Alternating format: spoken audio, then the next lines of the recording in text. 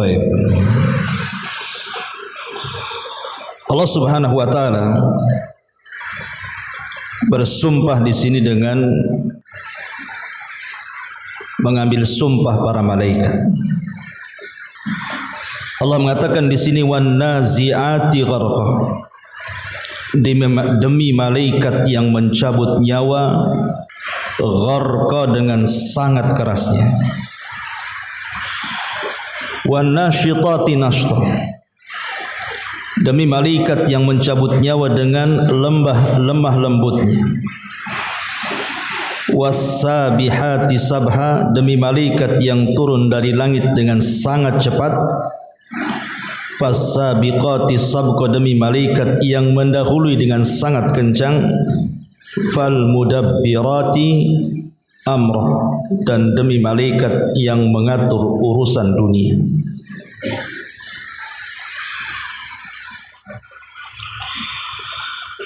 Kaidah Al-Quran sering saya ulang-ulang bahwa tidaklah Allah Subhanahu wa taala bersumpah dengan makhluknya kecuali karena makhluk itu memiliki keistimewaan, dan tentu malaikat memiliki keistimewaan di hadapan Allah Subhanahu wa taala. Karena satu-satunya makhluk yang hanya beribadah kepada Allah Subhanahu wa taala dan tidak pernah bermaksiat hanyalah malaikat. Makanya Allah Subhanahu wa taala mengatakan wa yaf'aluna ma yu'mar. Mereka melakukan apapun yang diperintahkan Allah Subhanahu wa taala. Lah di antara malaikat-malaikat itu ada yang diberikan tugas oleh Allah Subhanahu wa taala dengan berbagai macam tugas. Salah satunya adalah disebutkan dalam surah An-Nazi'at ini. Di sini Allah Subhanahu wa taala mengatakan wan nazi'ati gharqa wan nasyitati nashta, demi malaikat yang mencabut nyawa dengan sangat keras dan demi malaikat yang mencabut nyawa dengan lemah lembut. Kita akan berhenti di dua ayat ini karena menarik untuk kita bahas. Ma'asyiral muslimat yang dimuliakan Allah Subhanahu wa taala, di antara sekian banyak malaikat yang tidak ada yang tahu jumlahnya kecuali Allah. Wa ma ya'lamu junuda rabbika illahu wa ma huwa illa dzikra lil bashar. Tidak ada yang tahu jumlah malaikat kecuali Allah saja yang tahu, karena Dia yang menciptakan. Lah di antara sekian banyak malaikat itu ada yang ditugaskan untuk mencabut nyawa, yang disebut dengan malakul maut. Sering saya katakan bahwa penyebutan Israel itu tidak ada dalam Quran dan tidak ada dalam hadis yang sahih. Israel itu diambil dari Perjanjian Lama, kitab Taurat. Jadi penamaan Israel inilah penamaan dari Israiliyah. Kita hanya berpegang dengan Quran dan Sunnah, kita katakan malakul maut. Dan setiap kita ini tidak mungkin lari dari malaikat maut. Makanya Allah Subhanahu wa taala mengatakan aina ma takunu yudrikumul mautu walau kuntum fi burujim musayyada. Dimanapun kalian berada, pasti malaikat maut itu akan membawa kematian kepada kalian. Walaupun kata Allah, kalian berada di balik dinding yang sangat kokoh sekalipun. Artinya tidak ada satupun jiwa yang selamat dari kematian malaikat maut, hatta binatang sekalipun. Karena Imam Malik rahimahullahu taala pernah ditanya, apakah binatang juga dicabut nyawanya oleh malaikat maut? Maka Imam Malik mengatakan, apakah binatang punya ruh? Maka dia mengatakan, ya. Kalau begitu dia pun dicabut dengan malaikat maut. Jadi semua yang mati itu dicabut nyawanya oleh malaikat maut. Tidak binatang, tidak manusia, tidak jin, tidak, malaikat itu sendiri adalah yang mencabut malaikat maut. Tetapi dalam ayat ini dikhususkan bicara soal manusia. Manusia yang sedang dicabut malaikat maut nyawanya. Berarti ada isyarat kepada pembahasan apa? Sakaratul maut. Di mana Allah Subhanahu wa taala mengatakan dalam surah Qaf ayat 19, wa ja'at sakratul mauti bil haqq dzalika ma kunta minhu tahid. Dan datanglah sakaratul maut dengan sebenar-benarnya. Itulah yang membuat kamu lari darinya. Kenapa Allah Subhanahu wa taala katakan dzalika ma kunta minhu tahid? Itulah yang membuat lari dari sakaratul maut. Karena sakaratul maut ini sesuatu yang sangat menyakitkan. Sampai-sampai seorang ulama salaf, Hasan Al-Basri rahimahullahu ta'ala, seorang pemimpin tabi'in, satu hari dia menjenguk orang sakit, dan dia lihat orang sakit itu sedang sakaratul maut, dan dia melihat bagaimana susah payahnya orang yang sedang sakaratul maut itu, sampai akhirnya kemudian dia melihat bagaimana kematiannya. Dia pun pulang. Ketika pulang, keluarganya melihat wajah Hasan Al-Basri ini tidak sebagaimana perginya, murung. Bahkan dia mengatakan kepada keluarganya ketika keluarganya menawarkan makanan, at-ta'amu yarhamukumullah, silahkan makan wahai imam, semoga Allah merahmati kamu. Apa kata Hasan Al-Basri? Ya ahlah, alaikum bi ta'amikum wa syarabikum, fa wallahi laqad ra'aitu musri'an la azalu a'mal lahu hatta alqah. Wahai keluargaku, kalian saja yang makan, kalian saja yang minum. Demi Allah, aku melihat sesuatu yang sangat menakutkan. Dan mulai hari ini aku akan terus beramal saleh sampai aku berjumpa dengan Allah Subhanahu wa taala. Lihat bagaimana seorang imam sekali berHasan Al-Basri saja mengambil pelajaran dari kematian orang lain. Dan harusnya kita juga gitu. Makanya Imam Syafi'i rahimahullahu taala satu hari membawa tongkat, padahal dia sehat. Biasanya orang bawa tongkat itu tidak sehat. Sehingga dikatakan kepada Imam Syafi'i, ya Imam, kau ini sehat, kenapa kau bawa tongkat? Maka Imam Syafi'i mengatakan, tongkat ini mengingatkan aku tentang kematian, bahwa aku ini akan meninggal, aku akan safar menuju Allah Subhanahu wa ta'ala. Ma'asyiral muslimat yang dimuliakan Allah Subhanahu wa ta'ala, lalu apa sakaratul maut itu?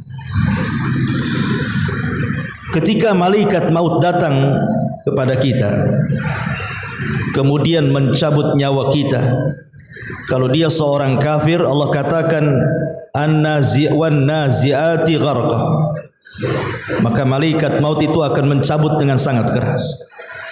Tapi kalau dia ruhnya seorang mukmin, wan nasyitati nashta, maka dia akan mencabut dengan lemah lembut.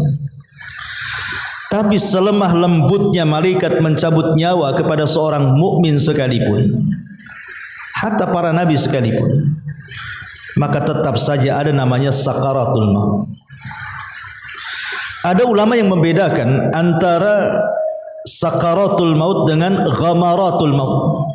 Kalau sakaratul maut itu bagi orang-orang yang beriman, tapi kalau ghamaratul maut itu bagi orang-orang kafir. Makanya Allah Subhanahu wa taala mengatakan, walau tara idz zalimuna fi ghamaratil maut.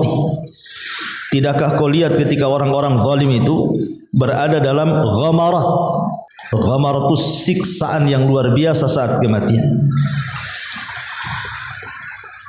Sehingga ada sebagian ulama mengistilahkan seperti itu, kalau seorang mukmin sakaratul maut, kalau orang kafir ghamaratul maut. Karena beda manfaatnya. Kalau sakaratul maut, sebagian para ulama, kalau itu terjadi kepada seorang mukmin dan dia merasakan sakit yang luar biasa, boleh jadi rasa sakit itulah yang mengakhiri semua penderitaan, bisa menggugurkan dosa. Boleh jadi itu dosa yang ia memilikinya digugurkan dengan sakaratul maut. Atau sakaratul maut bagi seorang mukmin itu untuk mengangkat derajat dia. Tapi kalau bagi orang kafir, maka ghamaratul maut itu justru awal daripada azab dia sebelum kematiannya. La sakaratul maut sendiri adalah al-alamu wal wajah. Sakaratul maut itu rasa sakit yang luar biasa yang dirasakan dari ujung kepala sampai kaki ketika ruh itu dicabut. Bagaimana tidak sakit? Ruh itu dicabut, itu mengenai seluruh persendian dan seluruh urat-urat yang ada di badan. Seandainya saya tarik jempol ibu dengan sangat keras gitu ya, sepenuh tenaga, tentu ibu akan kesakitan. Jangankan ditarik, ada orang diurut, mungkin terlalu keras ngurutnya aja sakit kita. Apalagi kemudian dicabut, bayangkan. Jadi ruh itu terlepas dari setiap persendian manusia dan setiap urat-urat manusia. Gimana tidak sakit? Maka di sini satu pertanyaan, ibu lihat orang sedang sakaratul maut itu. Kenapa dia tidak berteriak? Kenapa dia tidak berteriak-teriak meminta tolong umpamanya? Berteriak meminta tolong kepada keluarganya, berteriak meminta tolong kepada orang yang dicintainya, berteriak kepada orang-orang yang mungkin kerabat-kerabatnya, teman-temannya. Kenapa orang sedang sakaratul maut itu terdiam? Hanya ruhnya saja, hanya nafasnya saja yang bergerak. Kenapa ini pertanyaan? Bukankah di saat itu dia memerlukan pertolongan? Bukankah di saat itu dia memang berhajat sekali kepada pertolongan orang-orang di sekitarnya? Tapi kenapa dia tidak berteriak? Coba. Karena ketika ruh itu dicabut, maka ruh itu akan mempengaruhi setiap akal kita, sehingga orang sudah tidak bisa berpikir. Makanya sakarat itu diambil dari kata sakran, mabok. Orang mabok kan tidak berakal. Jadi kalau seandainya ruh itu dicabut, datanglah sakaratul maut, itu mempengaruhi kepada akal dia. Dia sudah tidak bisa berpikir lagi. Mempengaruhi kepada matanya sehingga sudah tidak bisa melihat lagi. Mempengaruhi kepada lisannya sehingga sudah tidak bisa bicara lagi. Mempengaruhi kepada badannya sehingga dia lemas, lunglai, sudah tidak ada tenaga lagi. Dan mempengaruhi kepada warna kulit sehingga berubah dan menguning. Lalu apa yang bisa dikatakan orang sedang sakaratul maut itu? Dia sudah seperti itu kondisinya. Makanya tidak ada orang sakaratul maut menjerit-jerit, karena tinggal kematiannya saja. Bagaimana dia akan meminta pertolongan? Dia mikirin diri sendiri saja sudah bingung tuh, sudah stres gitu ya, sehingga tidak bisa bicara orang seperti itu.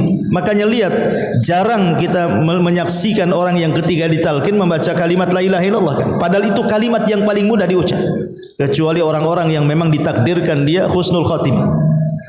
Sulit ya. Kita bisikkan di telinga apapun tidak bergerak lisan itu. Kecuali sekali lagi orang-orang yang memang ditakdirkan dia husnul khatimah. Mungkin bisa itu pun dengan cara pelan.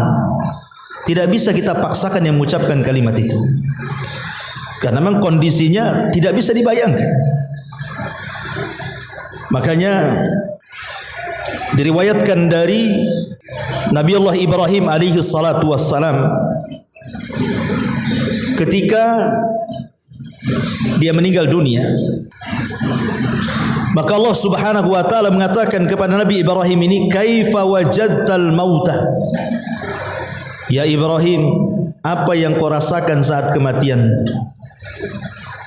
Maka Nabi Ibrahim alaihi salatu wassalam mengatakan, kasafud ju'ila fis sufi ratibin thumma judiba faqala lahu rabbul izzati ama inna qad hawwana alaika ya Ibrahim.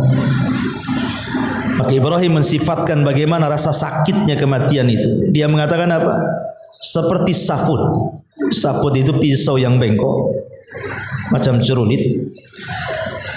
Ju'ila fi sufi ratabin, fi sufi ratbin, dijadikan kepada bulu-bulu kambing wol, dimasukkan ke dalam bulu-bulu kambing wol itu. Kemudian disiramlah bulu itu. Tentu bulu-bulu itu akan melengket di pisau itu. Summa judiba, kemudian ditarik dengan keras, tentu akan merontokkan bulu-bulu yang terkena pisau itu. Itulah rasa sakit kematian. Tapi Allah katakan kepada Ibrahim, ama inna qad hawwanna alaikal maut ya Ibrahim. Tetapi wahai Ibrahim, aku sudah meringankan bagimu kematian itu.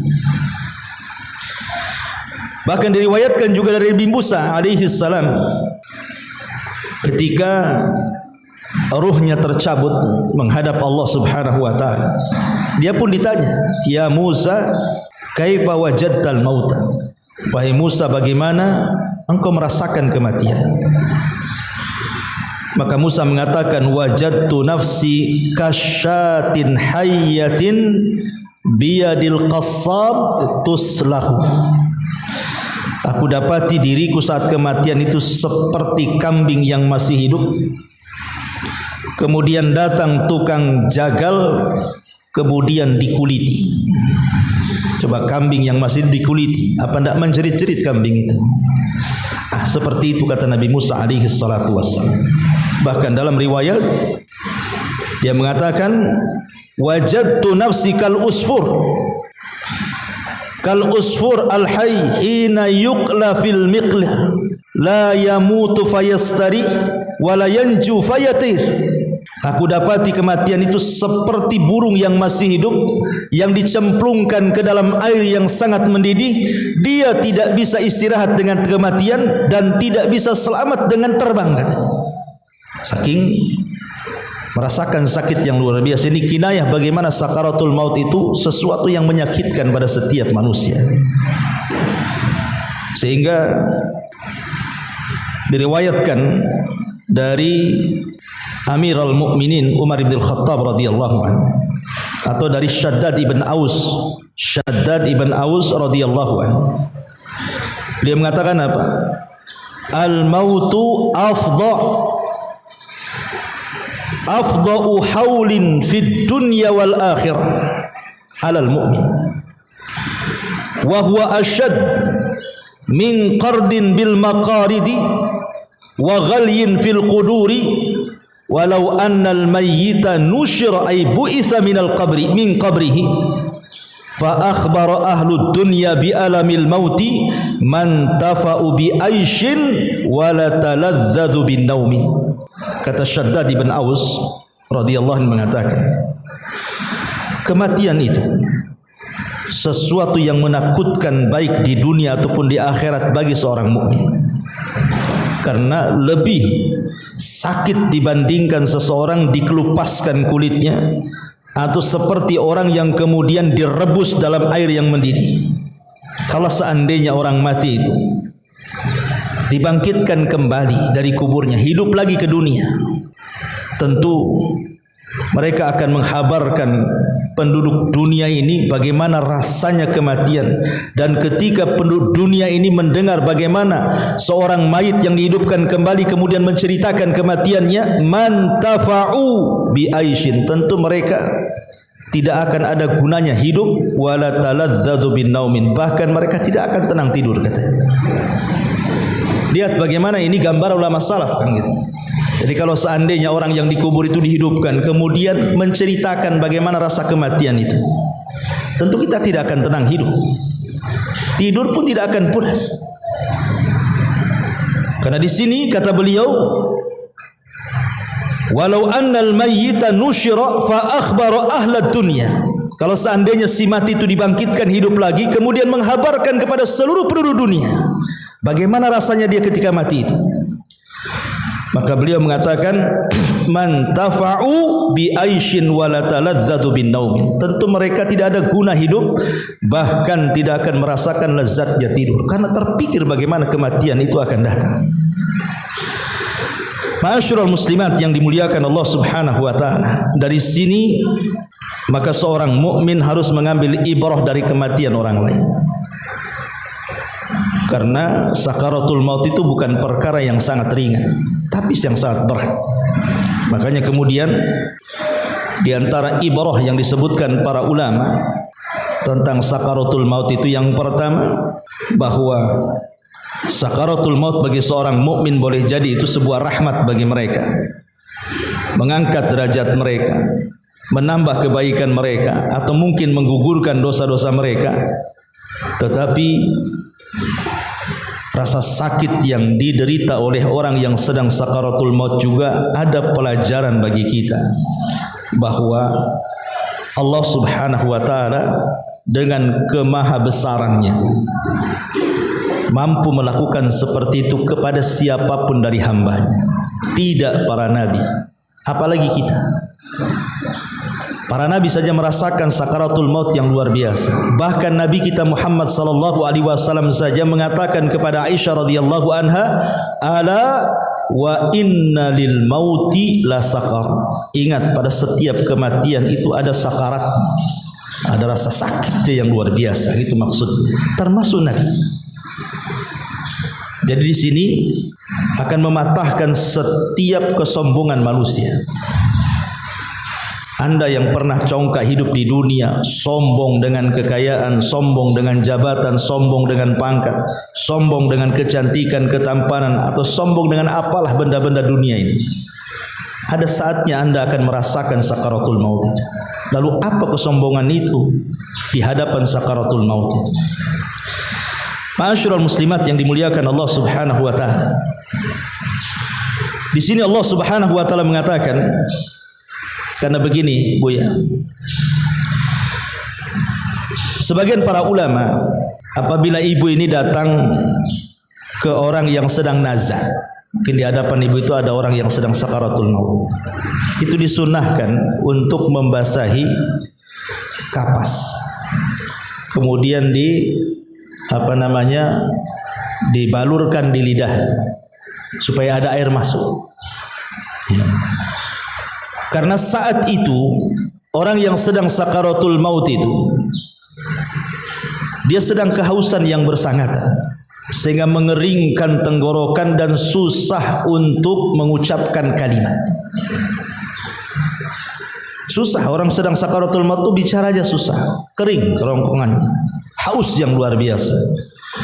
Makanya ambil kapas, dikasih air, kemudian dipencet di mulut supaya adalah air masuk ke tenggorokan itu, supaya memudahkan. Dengan itu boleh jadi dia bisa mengucapkan kalimat tauhid, kalimat la ilaha illallah. Walaupun ada juga yang berpendapat gitu ya, sebagian para ulama, jadi kenapa kemudian kita disunahkan untuk memberikan minum kepada orang yang sedang sakaratul maut saat detik-detik sakarat itu? Ada juga nih yang mengatakan karena ketika itu syaitan datang.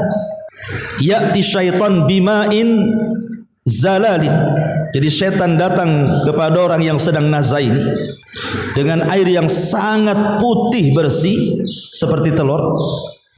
Kemudian syaitan akan mengatakan, qul la ilaha ghairi la uskiyaka.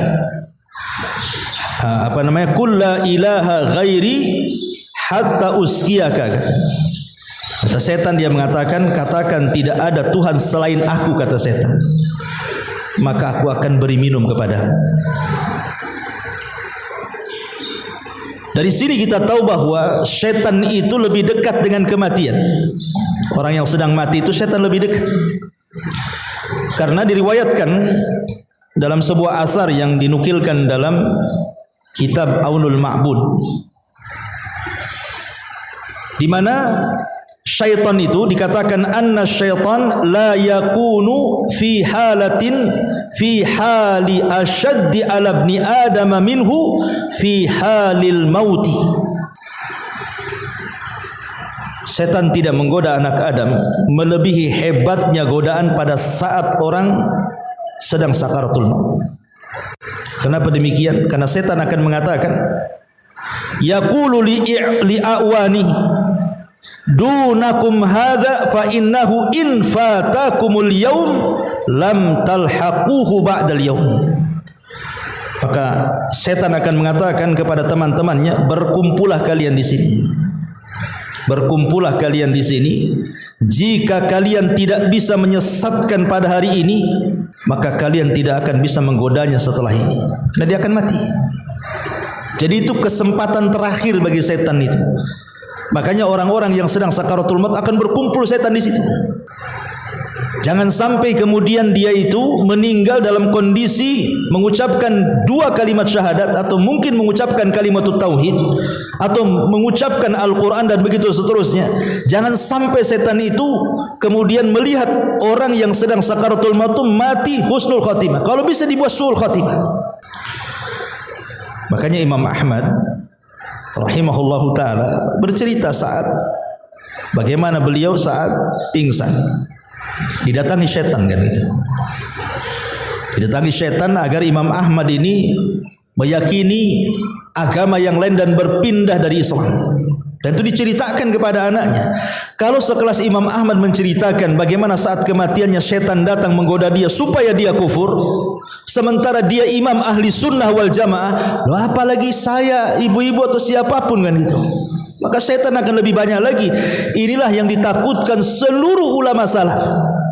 Mereka berdoa kepada Allah Subhanahu wa taala agar mereka selamat saat kematiannya. Makanya Allah Subhanahu wa taala ketika menghikayatkan tentang ucapan Nabi Isa dan Yahya, dia mengatakan salamun alaihi salamun yauma wulidtu wa yauma amutu wa yauma ub'atsu hayya. Dan keselamatan bagi kedua nabi ini saat dilahirkan, saat kematian, dan saat dibangkitkan. Karena kita ingin selamat di tiga-tiganya kan itu. Saat dilahirkan kita selamat, tidak ada cacat, tidak ada apa-apa gitu ya. Saat dimatikan kita selamat sehingga kita husnul khatimah, dan saat dibangkitkan pun kita minta selamat supaya hisabnya dimudahkan. Ma'asyiral muslimin yang dimuliakan Allah Azza wa Jalla, makanya kalau ibu sedang sakit dan nampak sakitnya parah gitu ya, maka banyak-banyaklah berdoa, Allahumma inni ala ghamaratil mauti wa sakaratil mauti. Ya Allah, bantulah aku untuk bisa menghadapi rasa pedih yang akan aku rasakan saat sakaratul maut. Jadi berdasarkan hadis Aisyah radhiyallahu anha, ketika dia melihat Nabi sallallahu alaihi wasallam kemudian memasukkan tangannya ke air, kemudian menghapus mengusap wajahnya, maka Rasul sallallahu alaihi wasallam mengatakan, Allahumma inni ala ghamarati al-mauti wa sakaratil mauti. Rawahu Tirmidzi. Nabi saja ini yang ngomong seperti ini. Kalau Nabi saja berdoa kepada Allah agar Allah membantu dia menghadapi rasa sakitnya saat kematian, maka tentu kita sebagai umatnya juga harus lebih meminta doa lagi seperti itu ya. Ataupun meminta kepada Allah Subhanahu wa taala ampunan akan dosa-dosa kita. Jadi kalau ibu lagi sakit parah, maka bacalah Allahumma gfirli warhamni. Ya Allah, ampuni dosa-dosaku dan berilah kasih sayangmu kepadaku. Karena ketika Allah Subhanahu wa taala menceritakan anak muda yang dikisahkan dalam surah Yasin tuh, Habibun Najjar namanya. Ketika Allah mengutus kepada satu desa itu 3 nabi sekaligus, tapi kemudian desa itu tidak bersyukur. Diutus 3 nabi tidak bersyukur, tidak ada satupun yang beriman. Maka datanglah Habibun Najjar itu min aqsal madinati, dia tinggal di ujung kota. Langsung kemudian ke tempat di mana para rasul diutus, kemudian menasihati warganya. Ini loh 3 rasul itu utusan Allah, beriman kepada dia, tapi malah ditangkap kemudian dikubur hidup-hidup sampai mati. Maka dikisahkan dalam Al-Quran itu, qila dkhulil jannah qala ya laita qaumi ya'lamun bima ghafara li rabbi wa ja'alani minal mukramin.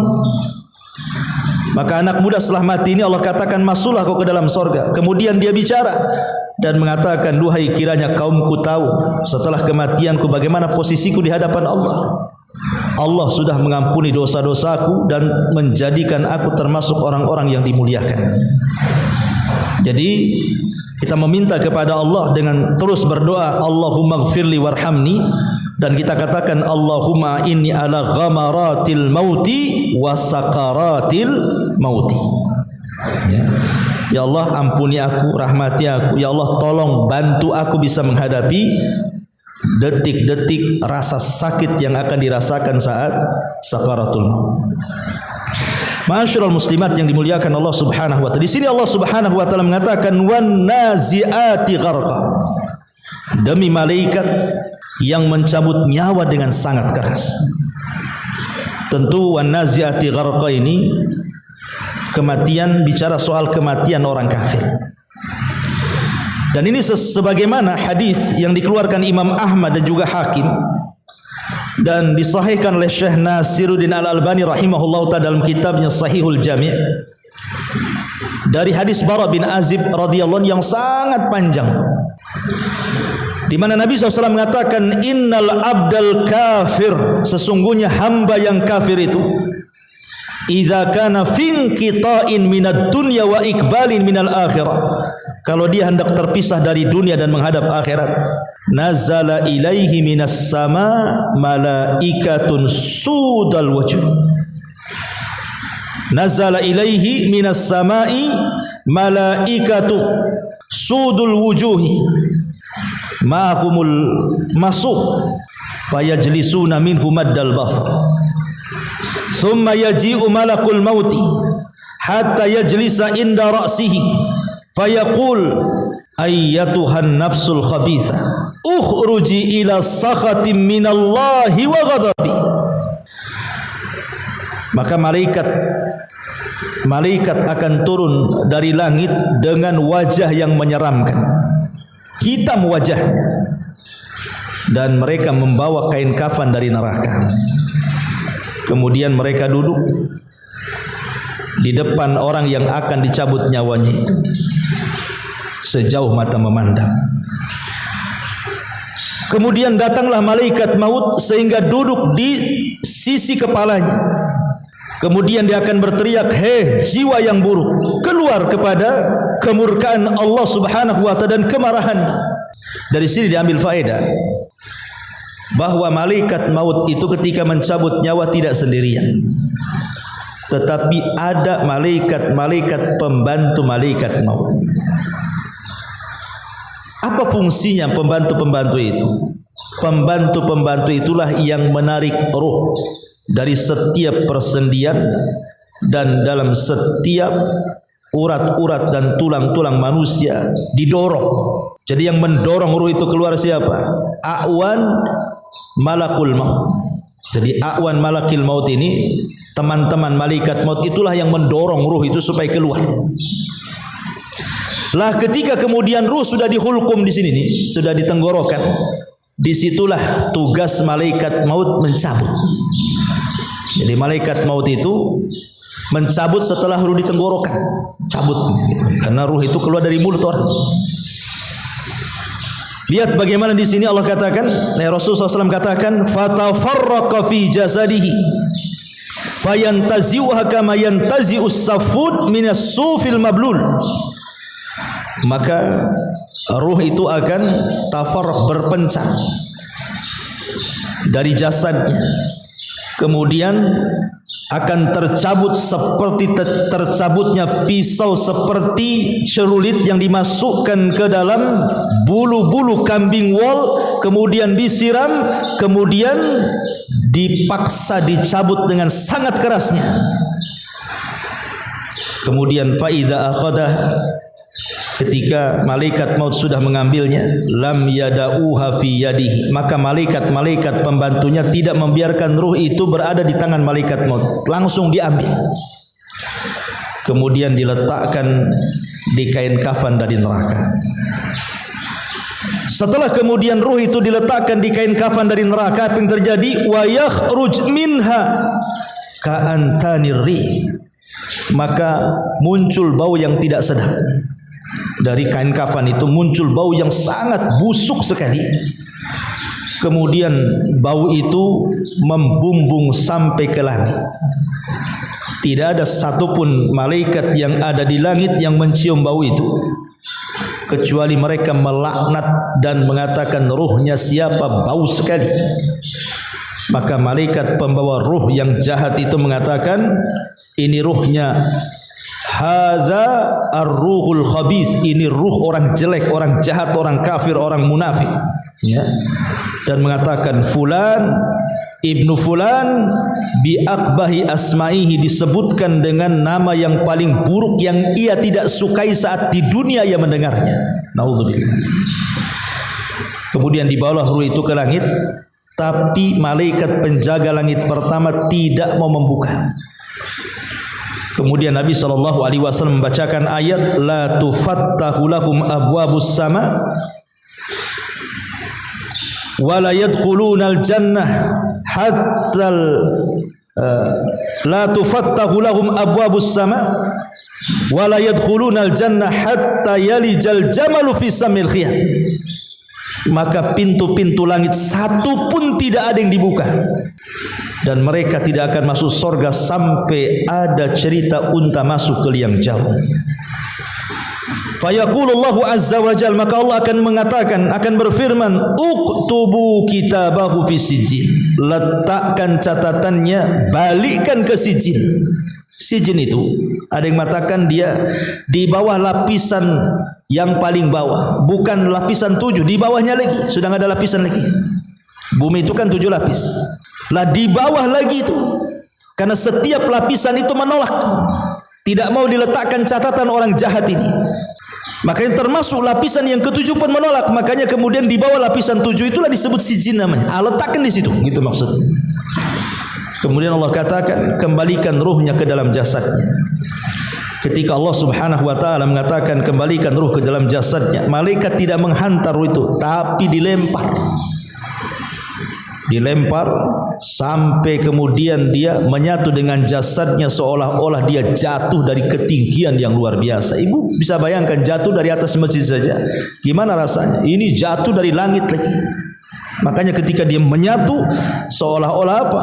Seluruh tulangnya patah, seluruh persendiannya sakit, seluruh uratnya terasa luar biasa perihnya.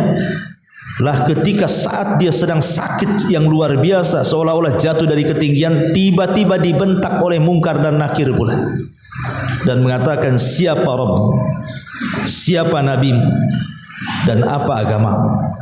Karena dia ruh orang kafir, dia yang mengatakan la adri, aku tidak tahu, aku hanya mengatakan apa yang dikatakan manusia saja, atau aku melakukan sesuatu yang dilakukan manusia saja. Taklid, tidak tahu ilmu. Maka ketika itu Allah Subhanahu wa taala katakan dari langit, an kadzaba abdi, hambaku telah berdusta. Fafrishu minan nar waftahu lahu baban ilan nar. Dia mengatakan, bukakan pintu, arahkan ke neraka, masukkan tuh rasa panas neraka ke dalam kuburnya. Auzubillah. Kemudian Allah Subhanahu wa taala katakan, sempitkan kuburnya. Maka kemudian kuburan menyempit sampai kemudian terjadilah dhaghtatul qabri, di mana bumi ini kemudian melipat dia sehingga dia merasakan yang jauh lebih sakit dibandingkan jatuh dari ketinggian tadi. Karena seluruh tulang belulangnya akan retak dan dia akan berteriak yang tidak ada yang tahu teriakannya kecuali binatang saja. Karena manusia tidak bisa mendengar teriakan orang kafir ini. Setelah itu tiba-tiba kemudian datang kepadanya orang yang sangat jelek dan menakutkan, di tangannya ada gada, kemudian dia tuli, dia bisu, dia hanya memukul-mukulkan kepala dia. Kan kata Nabi, kalau seandainya palu itu diletakkan di gunung Uhud atau diketukkan di gunung Uhud itu cukup menghancurkan gunung sekuat itu. Bagaimana kalau dipukulkan di kepala kita? Makanya kemudian ketika dia berteriak-teriak, siapa kamu ini? Kenapa kau siksa aku? Maka tiba-tiba dia mengatakan, ana amalukal khabis, sayalah amal burukmu, sayalah amal burukmu. Maka dia mengatakan, Rabbi la taqimis sa'ah, Rabbi la taqimis sa'ah. Ya Rabb, jangan kau tegakkan kiamat, di kuburan saja sudah susah, bagaimana kalau seandainya dia diseret ke akhirat? Lah inilah hadis inilah yang diisyaratkan kepada kalimat wan nazi'ati gharqa, demi malaikat yang mencabut nyawa dengan sangat keras. Kemudian Allah mengatakan wan nasyitati nashta, demi malaikat yang mencabut nyawa seorang mukmin dengan sangat lembut. Tapi sekali lagi, jangan diartikan lembut di sini tidak ada sakaratul mautnya, tidak. Tetap ada sakaratul mautnya. Cuman ketika malaikat-malaikat pencabut nyawa ini datang kepada seorang mukmin, maka seorang mukmin itu akan diperlakukan dengan cara yang lembut. Allah Subhanahu wa taala berfirman di dalam Al-Qur'anul Karim, di mana Allah mengatakan, wa innal ladzina qalu rabbuna Allah thumma istaqamu tatanazzalu alaihimul malaikatu alla takhafu wa la tahzanu wa abshiru bil jannati allati kuntum tu'adun. Orang-orang yang mengatakan Rabb kami Allah, kemudian mereka istiqamah dengan pendirian mereka, maka malaikat-malaikat akan turun kepadanya dan mengatakan, janganlah kalian merasa takut, janganlah kalian merasa sedih, dan bergembiralah kalian, karena sorga sudah menanti kalian yang dijanjikan Allah Subhanahu wa ta'ala.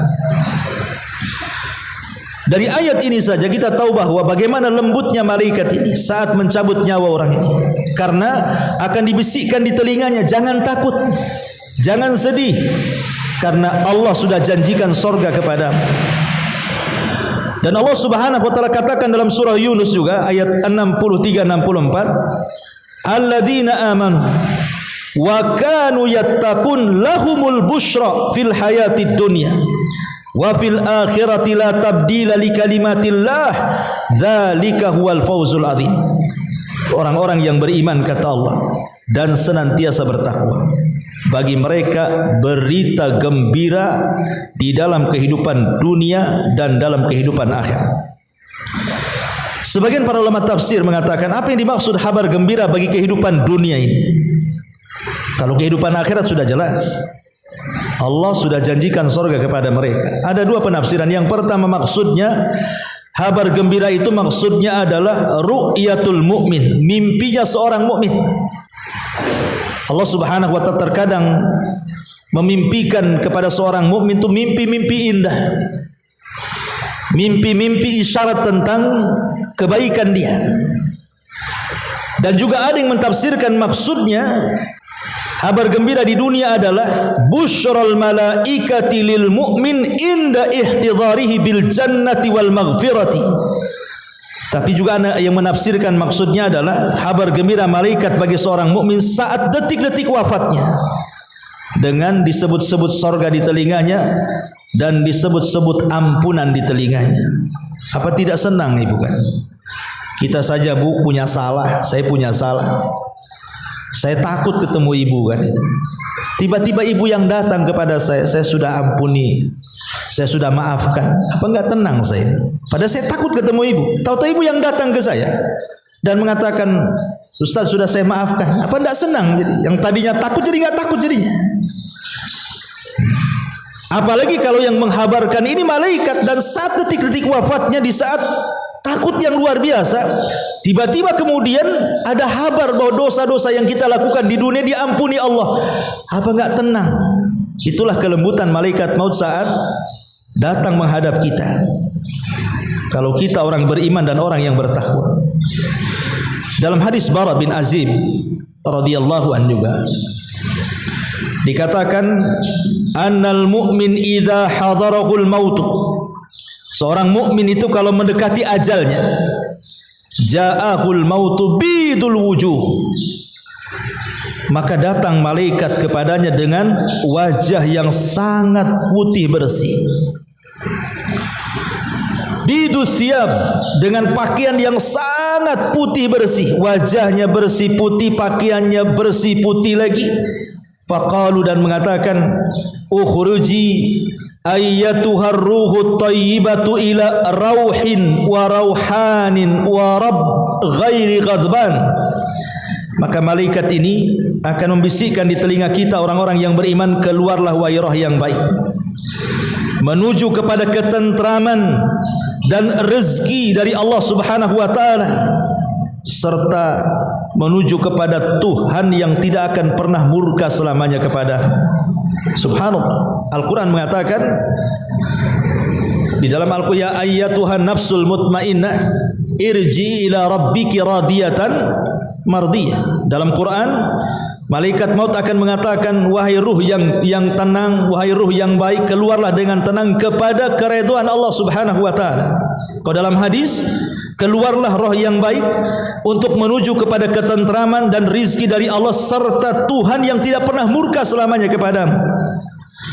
Maka apa yang terjadi?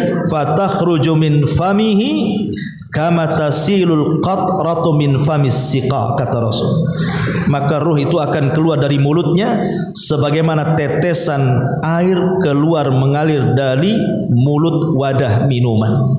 Artinya seperti tetesan terakhir yang keluar dari teko, yang sering saya istilahkan kalau ada teko gitu kan, isinya masih banyak, kemudian kita tuang, otomatis kan memancar dengan sangat keras karena masih banyak isinya. Tapi kalau tinggal satu tetes kemudian kita tuangkan, tentu dia akan berjalan pelan kan. Ketika sampai di ujung mulut teko itu, dia akan menetes dengan sangat pelan. Begitulah ruhnya seorang mukmin, akan dicabut dengan pelan-pelan dan teratur. Kalau ruhnya orang kafir kan dari berbagai macam sendi, urat, tulang, enggak jelas dari arah mana dicabutnya itu, sehingga merasakan sakit yang luar biasa. Tapi ruhnya seorang mukmin itu tertib cara mendorongnya, mulai dari ujung-ujung jari jemari kaki dulu, kemudian naik ke atas, kemudian dari ujung jemari tangan kemudian naik ke atas, sehingga kemudian naik sampai di tenggorokan. Kenapa dari kaki dulu? Sebenarnya mengatakan supaya dia tidak lari. Dibuat kaki dulu, kalau sudah kaki kan hilang ruhnya, dia tidak bisa bergerak kaki. Supaya orang-orang itu kemudian tidak diberikan kesempatan untuk bertobat. Takutnya dia lari ke masjid, lari ke mana, ngambil mushaf untuk ngaji, sehingga dari kaki supaya tidak lari dia. Karena saat itu tobat sudah ditutup masalahnya. Karena hanya ada dua waktu tobat itu masih diterima. Pertama, ruh sebelum sampai di tenggorokan. Yang kedua, matahari belum terbit dari arah barat. Tobat masih diterima. Kalau itu sudah terjadi, ruh sudah mengarah ke tenggorokan, matahari pula sudah berbalik dari timur ke barat, maka pintu tobat percuma. Karena Rasul yang mengatakan, innallaha yaqbalu taubata abdin ma lam yugharghir. Allah itu masih menerima taubatnya seorang hamba sebelum nyawa berada di tenggorokan. Ma'asyiral muslimat yang dimuliakan Allah Azza wa Jalla, dari sini Allah Subhanahu wa taala mengatakan wan nasyitati nashta, demi malaikat yang mencabut nyawa dengan sangat-sangat lembutnya. Taib, ma'asyiral muslimat, sedikit mengenal malaikat maut. Malaikat maut adalah malaikat yang Allah tugaskan mencabut nyawa. Ada yang kemudian beralasan, kenapa malaikat ini pula yang ditugaskan? Kan banyak malaikat lain. Kenapa tidak Jibril saja, tidak Mikail saja, tidak Israfil saja, atau tidak Munkar dan Nakir saja? Kenapa mesti dia yang kemudian mencabut nyawa kita? Imam Ibnu Katsir menyebutkan sebuah riwayat dalam kitabnya Al-Bidayah wa Nihayah ketika menceritakan tentang penciptaan Adam. Walaupun riwayat ini sekali lagi ini kan riwayat Israiliyat, ya, tidak ada di Quran, tidak ada dalam hadis Nabi SAW. Tapi Rasul mengatakan haditsu am bani Israil wala haraj. Ceritakan enggak apa-apa tentang kisah-kisah Bani Israel selama tidak bertentangan. Sehingga kita tidak boleh mendustakan secara mutlak, tidak boleh juga membenarkan secara mutlak. Khawatir kita dustakan rupanya benar, khawatir kita benarkan rupanya dusta. Makanya Israiliyat, kisah-kisah Israel itu hanya digunakan pelezat kisah saja, tidak boleh jadikan pegangan, hanya pelengkap saja, ya. Jadi ketika Adam alaihissalam itu diciptakan, Jibril turun ke bumi, tapi bumi menolaknya. Tidak sudi kalau bumi diambil Jibril, karena dia khawatir dari bumi kemudian diciptakan makhluk yang kemudian akan masuk ke dalam neraka. Bumi tidak mau. Kemudian Jibril tidak berhasil, datang kemudian Mikail, tidak berhasil juga. Sampai beberapa malaikat tidak berhasil, kecuali malaikat maut. Dia berhasil mengambil tanah. Ketika bumi kemudian berlindung kepada Allah untuk diambil tanahnya malaikat maut berlindung juga kepada Allah untuk kembali tidak membawa tanah. Maka dia yang berhasil. Sehingga Allah Subhanahu wa taala mengatakan, karena engkau yang berhasil mengambil tanah itu wahai malaikat maut, maka kematian makhluk yang akan kuciptakan dari tanah engkau juga yang akan bertugas di situ. Maka itu sebabnya kemudian malaikat maut ini yang ditugaskan oleh Allah Subhanahu wa taala untuk mencabut nyawa setiap manusia. Ma'asyiral muslimat yang dimuliakan Allah Subhanahu wa taala. Di dalam Al-Qur'anul Karim banyak disebutkan bahasa malakul maut, dan ini sebagai pembahasan di awal tadi bahwa Quran tidak mengenal kalimat Israel. Karena Allah mengatakan di beberapa ayat dalam Quran, contoh surah As-Sajdah ayat 11. Allah mengatakan, "Qul yatawaffakum malakul mautil ladzi wukkila bikum." Katakanlah malaikat-malaikat maut yang diserahi untuk mencabut nyawamu. Dari sini mengatakan malakul mauti, malaikat maut. Kemudian juga disebutkan di dalam surah Al-An'am 93, "Walau tara idz zalimuna fi ghamaratil maut wal malaikatu." Alangkah dahsyatnya sekiranya kamu melihat di waktu orang-orang zalim berada dalam tekanan sakaratul maut, dan malaikat-malaikat itu membentangkan tangannya kemudian mengatakan, "Keluarlah wahai jiwa yang buruk, wahai orang kafir." Kemudian juga disebutkan di dalam surah An-Nahl ayat 28 sampai 32, kemudian Al-Anfal ayat 50 dan begitu seterusnya, ya. Jadi Allah tidak menyebut kalimat Israel, yang Allah sebutkan malakul maut. Maka kita hanya berpegang kepada Al-Qur'anul Karim bahwa malaikat pencabut nyawa itu namanya malakul maut, dan dia adalah satu di antara 4 pemimpin para malaikat. Pemimpin pertama Jibril, kemudian Mikail, kemudian Israfil, kemudian malakul maut. Itulah pemimpin-pemimpin malaikat. Tapi sekali lagi diistilahkan malakul maut tidak sendirian, tapi ada awan, ada pembantu-pembantunya. Lain dengan Jibril kan 1 orang, Mikail 1 orang, Israfil 1 orang. Tapi malaikat maut ini dia malaikat yang di sana banyak pembantu-pembantunya. Karena kematian dalam sehari saja bukan 1 orang kan, bisa saja di Batam aja dalam 1 hari bisa 3 atau 4 orang per harinya. Sehingga membutuhkan malaikat maut yang sangat banyak untuk mencabut nyawa manusia.